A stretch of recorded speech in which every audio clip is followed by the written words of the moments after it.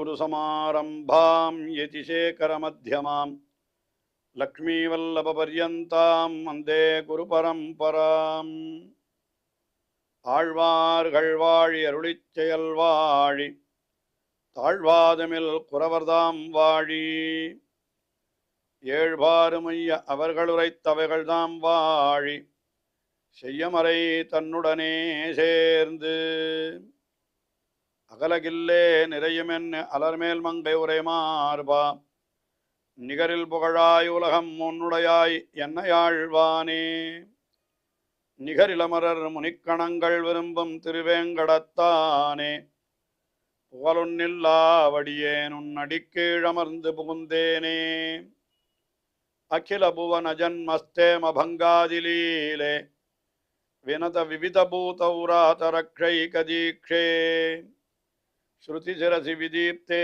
பிரம்மணி ஸ்ரீனிவாசே பவது மம பரஸ்மின் சேமுழி பக்திரூபா श्रीमान् वेंकटनाथार्य कवितार्किककेसरी वेदांताचार्यवर्यो मे सन्निधत्तां सदा हृदि ஸ்ரீரங்கநாதனுடைய பாதுகைகளை குறித்து ஓரிரவிலே 1000 ஸ்லோகங்களை கொண்ட ஸ்ரீ பாதுகா சகஸ்ரம் என்கிற ஸ்தோத்திரத்தை அருளி செய்து ஒவ்வொரு ஸ்லோகத்திலேயும் அந்த பாதுகையினுடைய பெருமையை ஒவ்வொரு விதமாக எடுத்துரைக்கிறார். அதிலேயும் அதை பல பல பத்ததிகளாக அமைத்து ஒவ்வொரு பத்ததியிலேயும் ஒரு குறிப்பிட்ட விஷயத்தை மட்டும் எடுத்துக்கொண்டு அந்த விஷயத்தை மிகவும் அழகாக பல பல ஸ்லோகங்களாலே விவரித்தருளுகிறார் என்று பார்த்து வருகிறோம். அதிலே இப்பொழுது மரகத பத்ததி என்கிற ஒரு பத்ததி, அதாவது அந்த பாதுகையிலே இழைக்கப்பட்டிருக்கிற பச்சை நிற கற்கள், மரகத கற்கள், அதனுடைய ஒளியை பற்றி மட்டுமே ஒரு 20 ஸ்லோகங்கள் இந்த மரகத பத்ததியிலே அமைந்திருக்கின்றன. அதை விவரிக்கிறதாக இந்த பத்ததி அமைந்திருக்கிறது. இதில் இப்பொழுது நாம் பாதுகா சகஸ்ரத்திலே 670வது ஸ்லோகத்தை முதலிலே பார்க்கிறோம். இந்த 670வது ஸ்லோகத்தில் என்ன தெரிவிக்கிறார் என்னால், எம்பெருமானுடைய திருவடிகளை வந்து தேவர்களெல்லாம் வணங்குகிறார்கள். வணங்குகிற பொழுது அவர்களுடைய கிரீட்டங்களிலே இருக்கக்கூடிய அந்த சிகப்பு கற்கள், அதனுடைய ஒளியெல்லாம் எப்படி இருக்கிறதுன்னா அப்படியே பயிர் விளைந்தார் போலே இருக்கிறது. அதாவது நெல்லெல்லாம் நன்றாக வளர்ந்து முத்தி இருந்ததானால் அது சற்று சிகப்பாக இருக்கும். அதனால சிவப்பு கதிர்களெல்லாம், அந்த சிவப்பு நிற கற்களினுடைய அந்த ஒளி கதிர்கள் அது நன்றாக முற்றி வளர்ந்த பயிர்களைப் போலே காணப்படுகிறது. அந்த சமயத்தில் எம்பெருமானுடைய திருவடியில் இருக்கக்கூடிய பாதுகையிலே பதிக்கப்பட்டிருக்கக்கூடிய பச்சை கற்கள், அதனுடைய ஒளி அங்கே மேலே போய் விழுகிற பொழுது அந்த பயிர்கள் அவற்றை உண்ணுவதற்காக அங்கே வந்த கிளிகள் போலே இருக்கிறது என்றாக ஒரு உருவகத்தை மிக அழகாக இந்த ஸ்லோகத்திலே காட்டி அருளுகிறார்.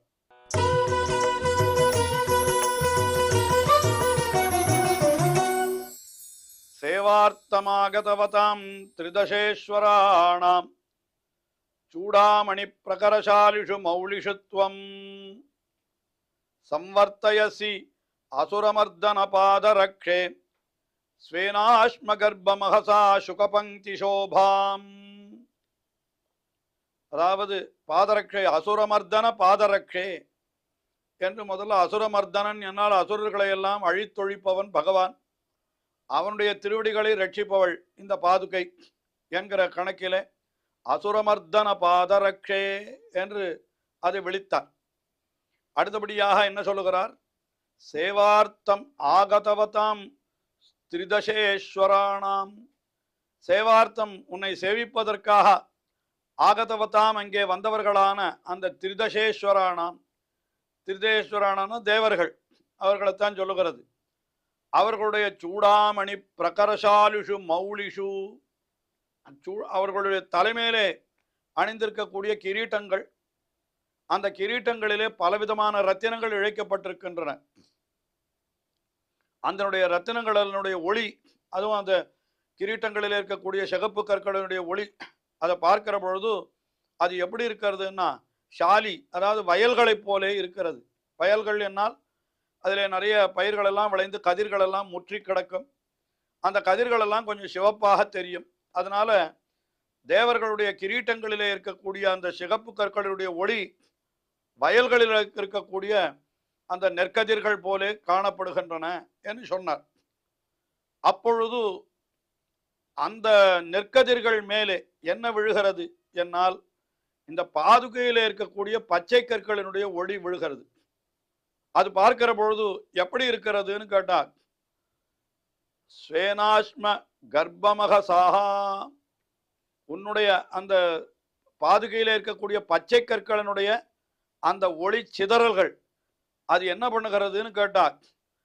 சுகபங்கி சோபாம் சம்வர்த்தயசி, சுகபங்கி என்னால்னா கிளிகளினுடைய கூட்டங்கள், அதை அப்படியே சம்வர்த்தயசி உண்டாக்குகிறாய். அதாவது என்ன, தேவர்களுடைய கிரீட்டங்களிலே இருந்து பெருகக்கூடிய ஒளியானது வயல்களைப் போலே இருக்கிறது. அவர்கள் கிரீட்டங்களோடு கூட பகவானுடைய திருவடிகளிலே வந்து விழுந்து வணங்குகிற பொழுதோ அந்த வயல்கள் போல தெரிகிற அந்த சிகப்பு நிற ஒளியின் மேலே இந்த பாதுகையில் இருக்கக்கூடிய பச்சை கற்களுடைய ஒளி போய் சேருகிறது. அது பார்த்தால் எப்படி இருக்கிறதுன்னு கேட்டா, நன்றாக விளைந்து பழுத்து இருக்கக்கூடிய பயிர்களிலே கிளிகள் வந்து அமர்ந்திருப்பது போலே இருக்கிறது என்று இந்த பச்சை கற்களினுடைய ஒளி கிளி போலே இருக்கிறது என்கிறதாக இந்த ஸ்லோகத்திலே மிக அழகாக உருவகித்து சொன்னார். அதற்கு அடுத்தபடியாக 671வது ஸ்லோகம். இந்த ஸ்லோகத்தில் என்ன தெரிவிக்கிறார்? இந்த பச்சை கற்களினுடைய ஒளி இன்னொரு விஷயம் சொல்லுகிறார், இன்னொரு மாதிரி சொல்லுகிறார். என்ன சொல்லுகிறாருன்னால், இதெல்லாம் பார்க்கிற பொழுது அருகம்புல்லை போல இருக்கிறதுன்ற. அருகம்புல் பச்சையாத்தானே இருக்கும். இப்போ இந்த பச்சை கற்களினுடைய ஒளி அப்படி நீள கம்பி போல அப்படி அந்த ஒளியை நீட்டி கொண்டிருக்கிற பொழுது அது பார்க்கறதுக்கு அருகம்புல்லை போல இருக்கிறது. இந்த அருகம்புல்னால் மான்களுக்கு ரொம்ப பிடிக்கும். இந்த இடத்துல என்ன தெரிவிக்கிறார்? இந்த ருத்ரன் வந்து பெருமாளை வணங்குகிறான், பகவானை வணங்குகிறான் சிவன். அப்ப அவனுடைய கையில ஒரு மான் இருக்கிறது இல்லையா? கையில மானை ஏந்தி இருக்கிறான் அல்லவா சிவனுடைய கையில. அந்த மான் என்ன பண்றதான், இந்த பச்சை கற்களுடைய ஒளியை நிஜமான அருகம்புல் என்றே நினைத்து தன்னுடைய நாக்கை நீட்டி ஏமாந்து போகிறதாம். உண்மையிலே அது பச்சை கற்களுடைய ஒளிதானே, அதுல அருகம்புல் இல்லையே. ஆனா அருகம்புல்லாக நினைத்து அந்த மான் ஏமாந்து போகிறது என்பது போல ஒரு உருவகத்தை சொல்லுகிறார்.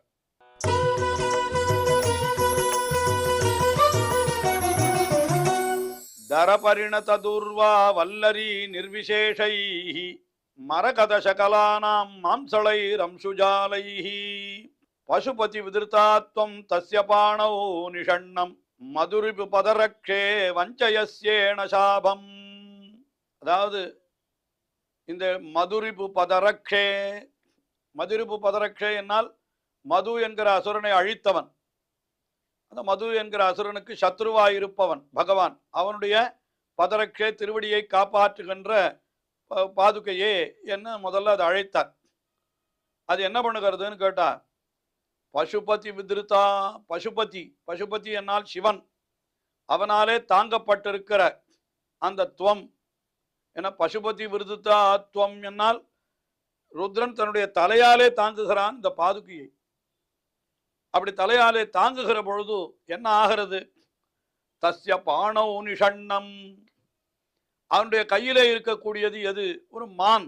மான் என்கிறது கையிலே, ஒரு கையிலே மான், ஒரு கையிலே மற்றொரு வஸ்துக்கள் என்ன ருத்ரனுடைய கையிலே அதெல்லாம் இருக்கிறது. அந்த மான் இருக்கிறது. அந்த மான் என்ன பண்ணுகிறது என்னால் கையிலே இருக்கக்கூடிய அந்த பசுபதி அவனாலே தாங்கப்பட்டிருக்கிறது. அப்போ இந்த பாதுகையில என்ன உண்டாகிறதுன்னு கேட்டா, தரபரிணத தூர்வா வல்லரி நிர்விசேஷை. அந்த தூர்வா, தூர்வா என்னால் அதுதான் அருகம்புல். அது தூர்வா வல்லரி என்னால் அருகம்புல்லினுடைய தளிர் கொடி போல இருக்கிறதா அது. அது தரபரிணத தூர்வா வல்லரி, அப்பொழுதுதான் உண்டாயிருக்கிற, அப்பொழுதே முளைத்தது போல இருக்கக்கூடிய ரொம்ப நல்ல பச்சையான அருகம்புல் கொடி, அதை போல இருக்கக்கூடியது. அது என்ன ஆச்சுன்னா, அந்த மரகத சகலானாம் ஜாலைஹி, அந்த பச்சை கற்களுடைய ஒளி அது அப்படி பெருகுகிறது. அது பெருகுகிற பொழுது என்ன ஆகிறது என்னால் அவனுடைய கையிலே தஸ்யபான நிஷண்ணம், அந்த ருத்ரனுடைய கையிலே இருக்கக்கூடியதான என்ன சொன்னா ஐணசபம், அதாவது அந்த மான்குட்டி இருக்கிறது. ஏணசபம் என்னத்தை சொல்றார், அது என்ன சொல்றா மான்குட்டி. அந்த மான்குட்டியை என்ன பண்ணுகிறதுன்னு கேட்டா வஞ்சயசி ஏணசாபம். ஏணசாபம், அந்த ஏணசாபம்னா மான்குட்டி, அதை வஞ்சயசி ஏமாற்றுகிறாய், அது ஏமாற்றுகிறாய் போல இருக்கிறது. அதாவது சிவன் தன்னுடைய தலையிலே பாதுகையை தரிக்கிறான். தரிக்கிற பொழுது பாதுகையிலிருந்து பச்சை கற்களினுடைய ஒளி பிரகாசிக்கிறது. அந்த பச்சை கற்களின் ஒளி அருகம்புல் போல இருக்கிறது. அந்த சமயத்தில் சிவனுடைய கையில இருக்கிற மான் என்ன பண்ணுகிறதுன்னா இந்த பச்சை கற்களுடைய ஒளியை அருகம்புல் என்றே நினைத்து தன்னுடைய நாக்கை நீட்டி கடைசியில் அது ஏமாந்து போகிறது. இப்படி அந்த மான் ஏமாந்து போகும்படியாக நீ செய்கிறாய் என்பது போல இந்த ஸ்லோகத்திலே ஒரு அர்த்தத்தை அருளி செய்கிறார். அதற்கு அடுத்தபடியாக 672வது ஸ்லோகம். இந்த ஸ்லோகத்தில் என்ன தெரிவிக்கிறார் என்னால், துளசி என்பவள் கூட, அதாவது திருத்துழாய், அவள் என்ன பண்றாளா, எம்பெருமானுடைய திருவடிகளிலே சமர்ப்பிக்கப்பட்டிருக்கிற பாதுகை, அந்த பாதுகையினுடைய பச்சை கற்களை பார்க்கிறார். அதனுடைய ஒளி அவ்வளவு அழகா இருக்கிறது. அதனால தான் என்ன பண்றாளாம், தன்னையே எம்பெருமானுக்கு தளமாக அவனுடைய திருவடியிலே சமர்ப்பித்து அந்த பச்சை கற்களினுடைய ஒளியை தான் பெறுகிறாளாம். துளசி என்பவளையும் ஒரு தேவியாக சொல்லுவதுண்டு. அதை இந்த ஸ்லோகத்தில் இப்படி சொல்றார். துளசிக்கு அந்த பச்சை நிறம் எப்படி ஏற்பட்டதுன்னா அந்த பாதுகையில் இருக்கக்கூடிய பச்சை கற்களுடைய ஒளியாலே அப்படி பச்சை நிறம் ஏற்பட்டது. என்ன அழகாக ஒரு அர்த்தம் சொல்றார்.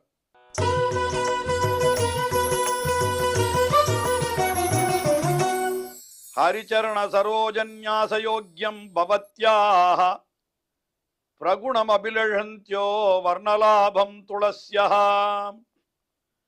பிரதிதினமுபஹாரை பாதுகே தாவகானாம் மரதகசகலானாம் ஆஸ்ரயந்தே மயூகான். அதாவது இந்த பாதுகேன்னு ஹே பாதுகையேன்னு அழைக்கிறார். அந்த துளசியா என்னால் அங்க இருக்கக்கூடிய துளசிகள், அதாவது துளசி தளங்கள், அது என்ன பண்ணுகிறதுன்னா ஹரிச்சரண சரோஜன்யாசயோக்யம், ஹரிச்சரண எம்பெருமானுடைய திருவடிகளிலே, திருவடி தாமரைகளிலே வைப்பதற்கு தகுந்ததாய், தன்னை சமர்ப்பிப்பதற்கு தகுந்ததாய் இருக்கிறது அந்த துளசி. அது என்ன பண்ணுகிறதுனா பவத்யாக பிரகுணம் அபிலஷந்தியா வர்ணலாபம், அதாவது உன்னுடைய அந்த வர்ணலாபம், பாதுகையில் இருக்கக்கூடிய பச்சை கற்களுடைய அந்த ஒளி இருக்கிறதே, அதை நல்ல உயர்ந்த பிரகுணம் அபிலஷந்தியா தாங்களும் பெற வேணும் என்று இந்த துளசிகள் நினைக்கின்றன. அதனாலதான் என்ன பண்றதா, நித்தியம் எம்பெருமானுடைய திருவடியில போய் ஆராதிக்கிறது. பிரதிதினம் உபகாரைஹி தாவகானாம், பிரதிதினம் என்ன பண்ண, தினந்தோறும் பெருமாளுடைய திருவடியில போய் அந்த தளங்கள் விழுகிறதான், துளசி தளங்கள். என்ன பண்றதுன்னு கேட்டா தாவகானாம் மரதக சகலானாம் மயூகான் ஆசிரயந்தே. அப்ப உன்னுடையதான அந்த மரகத சகலானாம், என்னால் மரதக கற்களினுடைய அந்த வரிசை இருக்கிறது, அதனுடைய மயூகான் ஒளியை ஆசிரியந்தே தாங்கள் அடைகின்றன. ஆக அந்த துளசியானது உண்மையில் இழைத்திருக்கக்கூடிய பச்சைரத்தன கற்களுடைய அந்த பச்சை ஒளி, அதை பார்த்து ரொம்ப ஆசைப்பட்டு நாமும் இதை அடைய வேணும் என்பதற்காகத்தான் என்ன பண்றதான், தினந்தோறும் தங்களுடைய தனங்களை எம்பெருமானுடைய திருவடிகளிலே காணிக்கையாக சமர்ப்பிக்கின்றன என்று இப்படியெல்லாம் வர்ணிக்கிறார். இதே போல இன்னும் அற்புதமான வர்ணனைகள் தொடர்கின்றன, தொடர்ந்து அனுபவிப்போம். ஸ்ரீயக்காந்தாய கல்யாண நிதையே நிதையேர்த்தினாம் ஸ்ரீவேங்கட நிவாசாய ஸ்ரீனிவாசாய மங்களம். ஸ்ரீமத் சுந்தரஜாமாதிர் முனிமானசவாசினே சர்வலோக நிவாசாய ஸ்ரீனிவாசாய மங்களம்.